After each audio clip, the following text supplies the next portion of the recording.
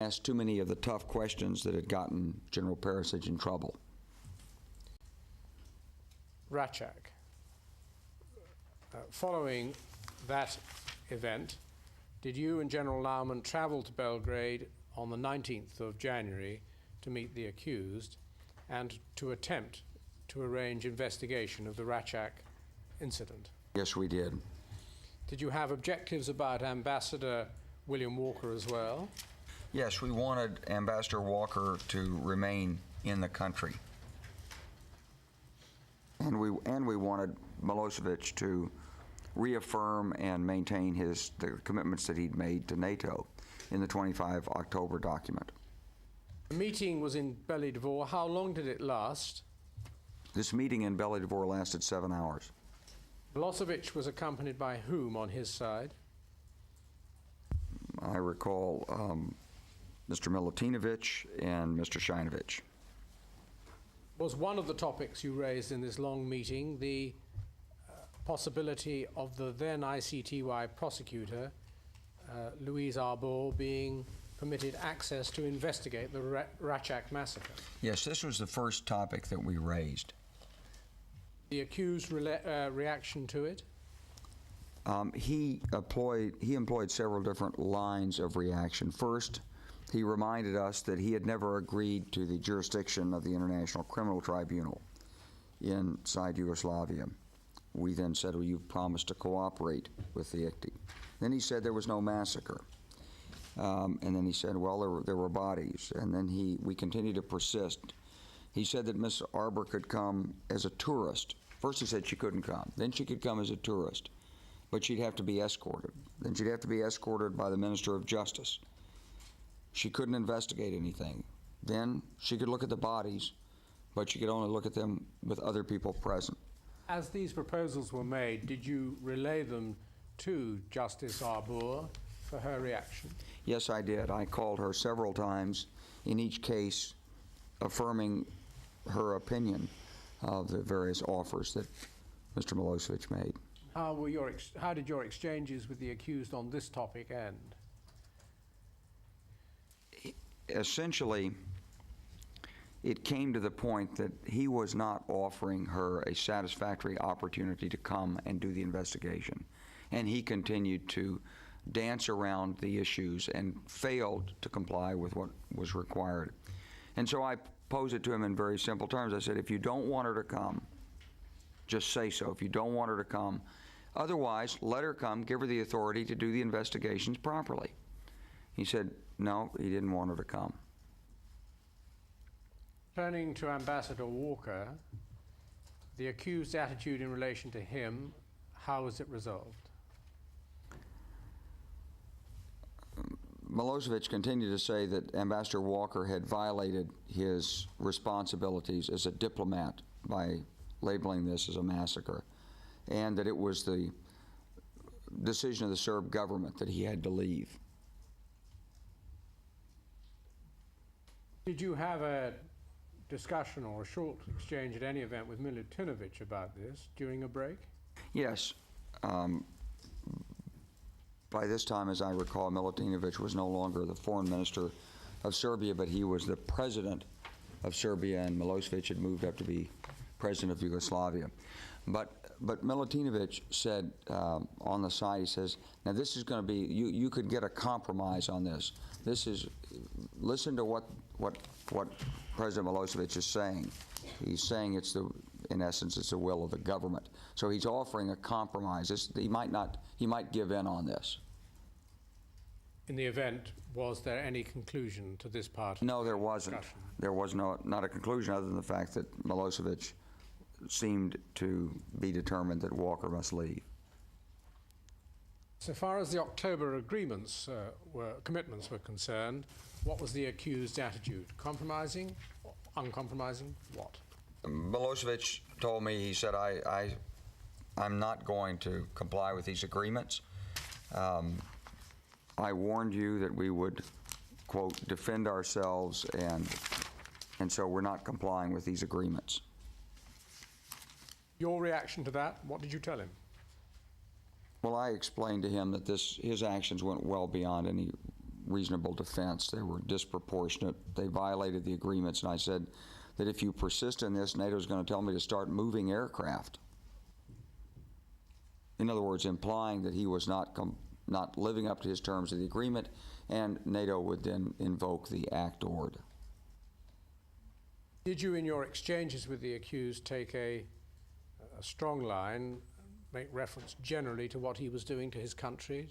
Yes, I try to put this in terms that he could understand what the consequences would be for him and his international position. I said that NATO is going to be asking, these leaders are going to be asking, what is it that you're trying to do to this country?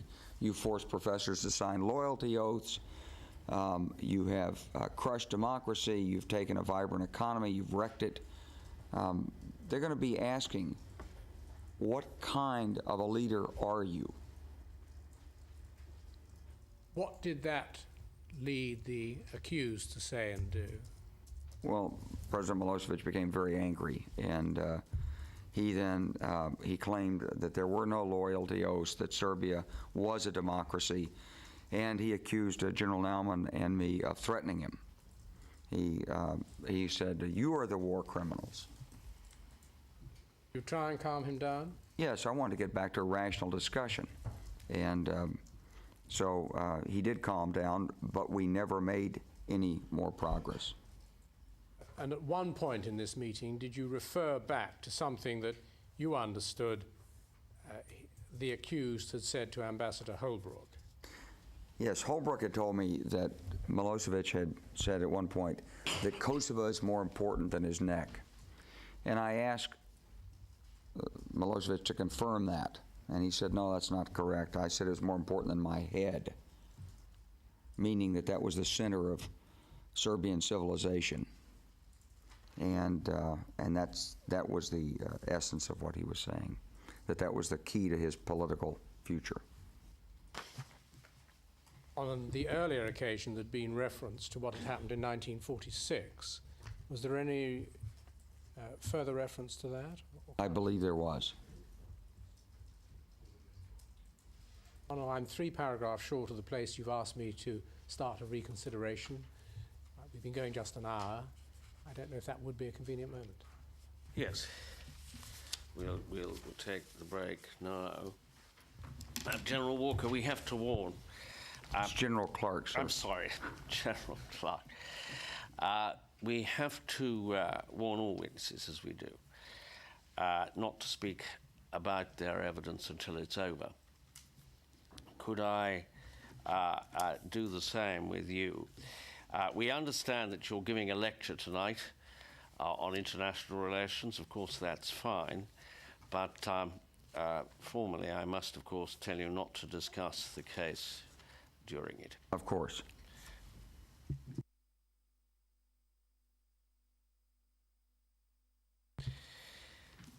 Yes, we'll adjourn now, 20 minutes. All rise, we will obey.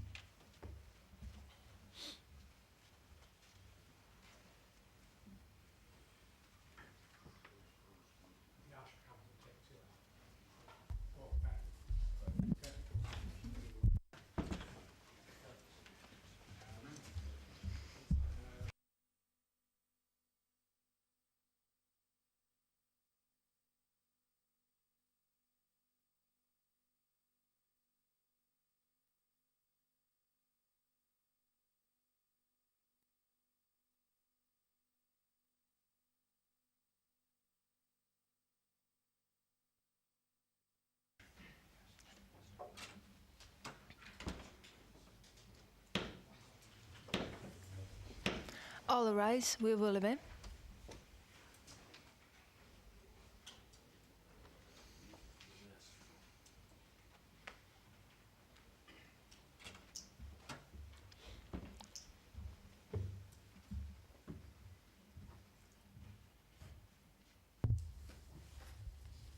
Please be seated.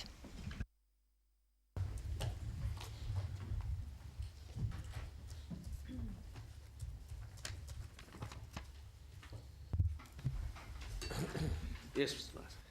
Paragraph 36 in the statement serving as summary. General Clark, when were you first aware of any Fry forces being involved in an offensive in Kosovo? Well, we started to see the indicators of this, and we began to hear the indicators in January. We'd already seen the forces violating the agreement. We knew it was just a matter of time.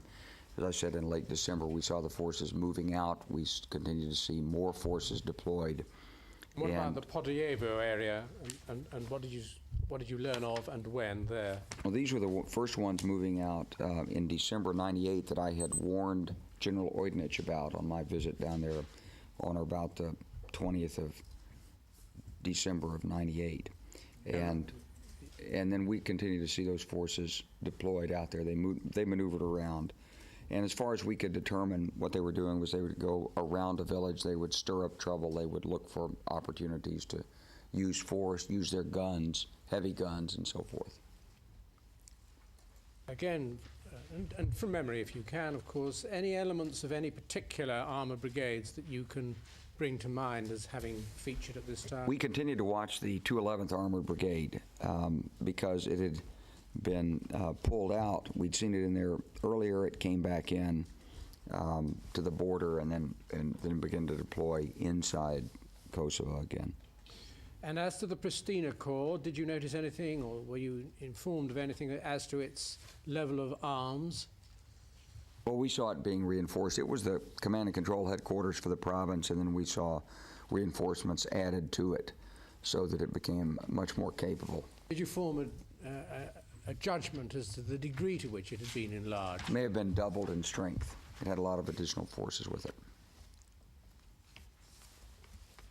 Did you get to learn of something called a joint command? And if the answer is yes, can you indicate your source of knowledge in the most general terms and what you understood that to be?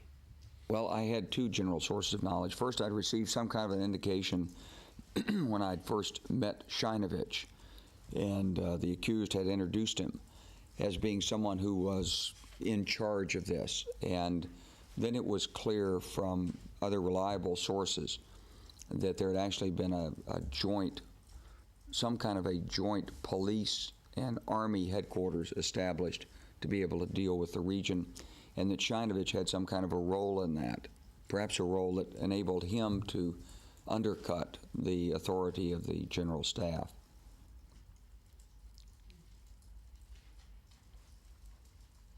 What purpose could you see in the use of the joint command? Well, first, it would have been necessary to coordinate the military and police activities on the ground.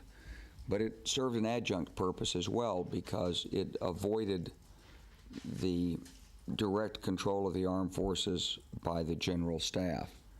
And just following on from the comments that Perisic had made to me, I assumed that there were still elements within the General Staff which might have not been under the full political control of then President Milosevic, thus enabling him to bypass whatever resistance there might have been. In early March of 1999, did Secretary General Solana give you some instructions as to what you were to do so far as General Oidinich was concerned? Yes, we continue to see the buildup of these forces, and I brought them to Solana's attention. He said, okay, he said, you got to call and ask him, tell Oidinich to stop bringing those troops in. See if you can give him a warning to stop doing it so it doesn't escalate the crisis further. And I did call Oidinich. I told him we were watching what he was doing. I asked him not to do this. He replied that we were causing him to do this, that he was doing this in self-defense against the threat of a NATO invasion. And of course, there was no possibility of a NATO invasion at that point. I told Oidinich that he shouldn't do it. He said that there were forces coming in to Macedonia. I explained that these forces weren't sufficient for an invasion and warned him that he was violating the October 1998 agreement that I had met with him on the previous December. With what military or other objective was the build-up of troops consistent in your then judgment, General? All of this was consistent with the plan that we'd heard rumored to seek the final solution to this problem in 1999. Seek the final solution by what? That is to say, by using a large-scale ethnic cleansing operation against the people in Kosovo. In light of the Chamber's observations about paragraphs 39 to 45, with your leave, I will deal with the first sentence of paragraph 39 and with paragraph 41, subject to laying a foundation for knowledge and not the balance. I don't know if that will be acceptable to the Chamber.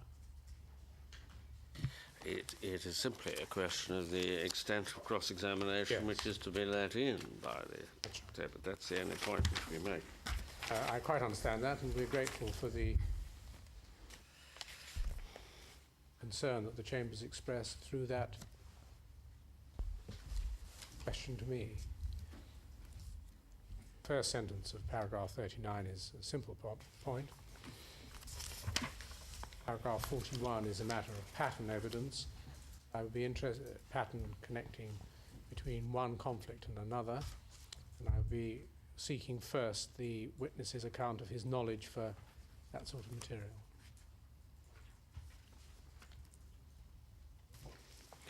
Yes. General, on what day or approximately what day in your judgment did the Serb offensive begin?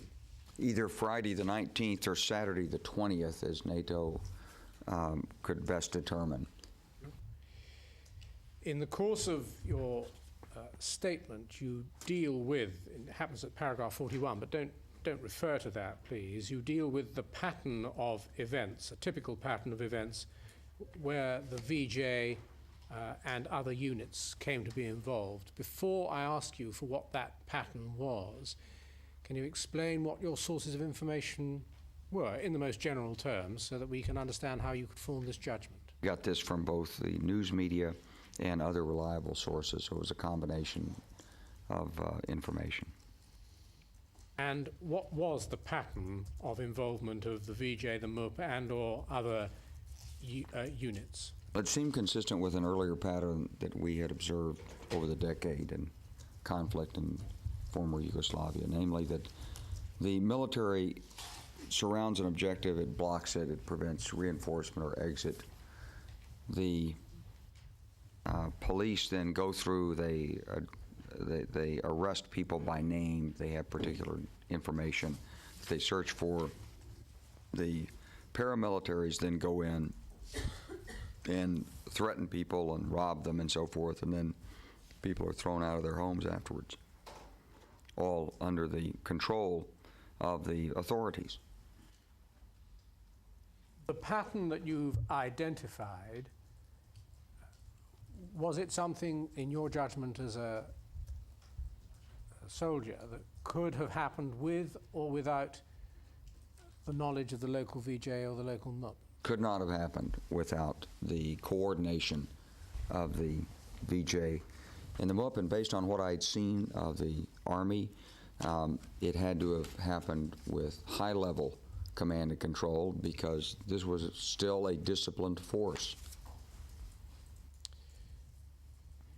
I want to return to one topic you dealt with earlier and ask you a couple of further questions about it. It's the air defense system. You'll remember telling the Chamber, it's paragraph 6, how you once told Perisic to turn off the transmission system. Can you amplify what you've already said about the air defense system, describing in a sentence what your judgment was of its nature, contrasting it with, or comparing it with, air defense system cooperation of, say, NATO countries or the United Kingdom, the United States, something like that? Well, this was an integrated air defense system. It was put together coherently, laid out on a single template with various regional reporting nodes and dispersed early warning radars and target acquisition radars, and then a certain number of missile launching sites and so forth. And it was a leftover from Yugoslavia, and it was still fully operational, so it indicated to me that this was as though there'd never been a separation between the VRS and the VJ. It was simply an integrated air defense system. How would that compare with, say, information sharing between allies such as the United Kingdom and the United States, something like that, in the general terms, without saying anything that would be revealing about particular relationships current at the moment?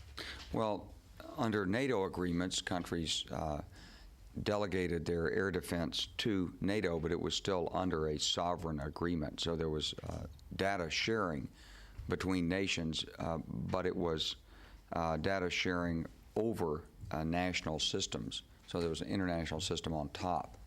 So what you've got right here is what was formerly a national system that had never been disestablished. It was still there. You use the word case of Yugoslavia. Integrated, yeah.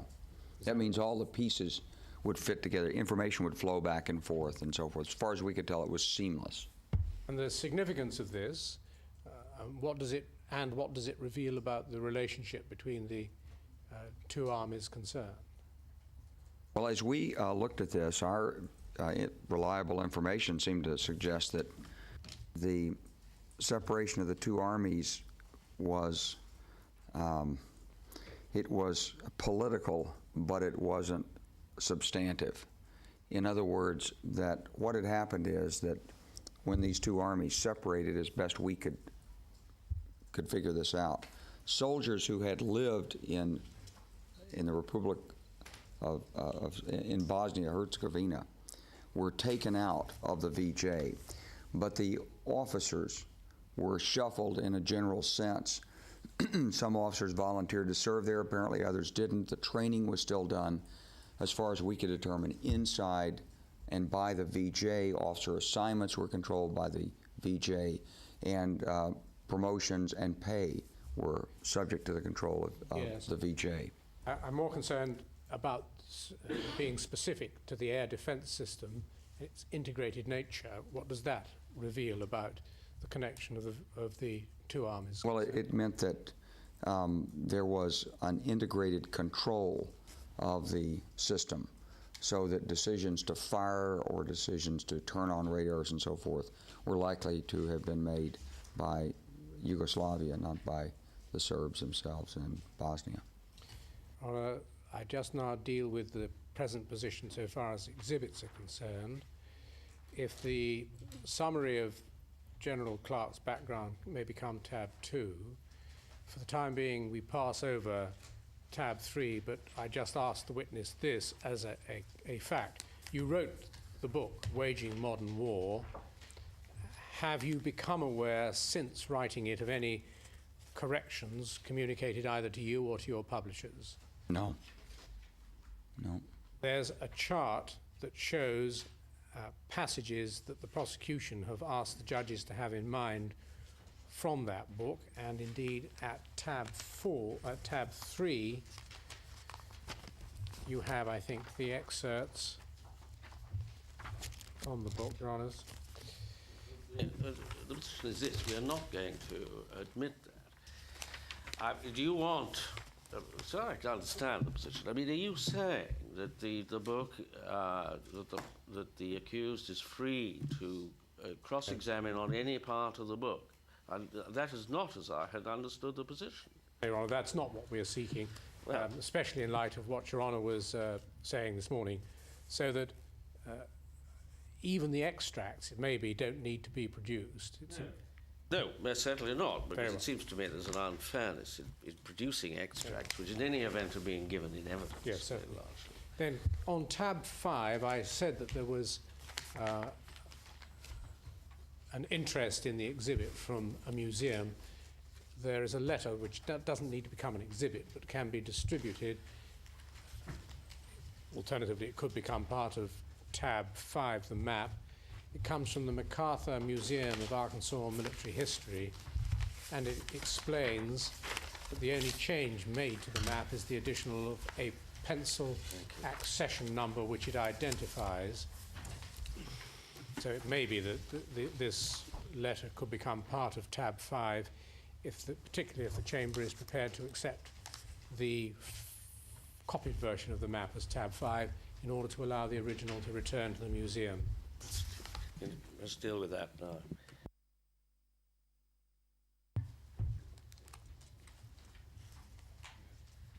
Yes, we will accept the versions which we have. The original can return to the museum. I'm grateful. Mr. Knight, there are 2 maps in tab 5, one of which isn't dealt with.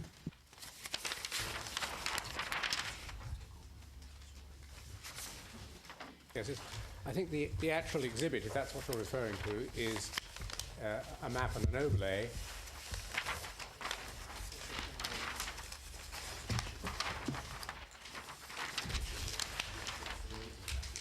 Yes. And what I've seen, I haven't got my own copy at the moment, but I think you'll find there's an original map without markings. Sorry, but that's the same document.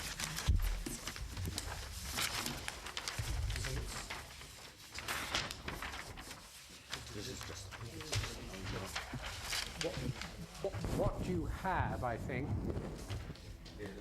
the second appears to be an unmarked version of the first. that's right, because the exhibit itself, which is on the easel, is a map with a plastic transparent sheet on top of it on which markings have been made, so that what you see in your 2 map is the original and the version as effectively marked by, says the witness, the accused.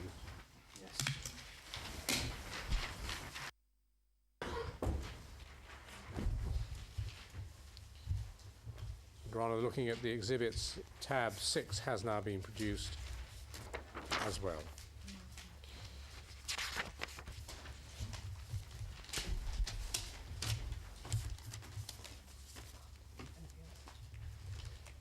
That's all I ask of this witness at this stage. General Clerk Kilby asks some further questions.